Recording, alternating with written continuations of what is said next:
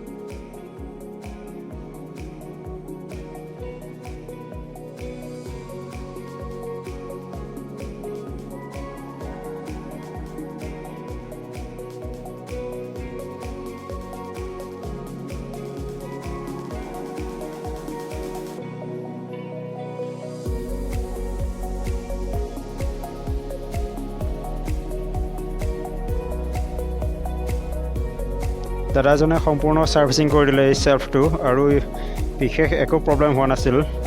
এটা বিয়াৰিঙৰ প্ৰব্লেম আছিল আৰু দাদাজনে এই বিয়াৰিংটো নতুনকৈ লগাই দিলে। ভিডিঅ'টো ভাল লাগিলে এটা লাইক কৰি দিব আৰু লগতে চেনেলটো ছাবস্ক্ৰাইব কৰি দিব।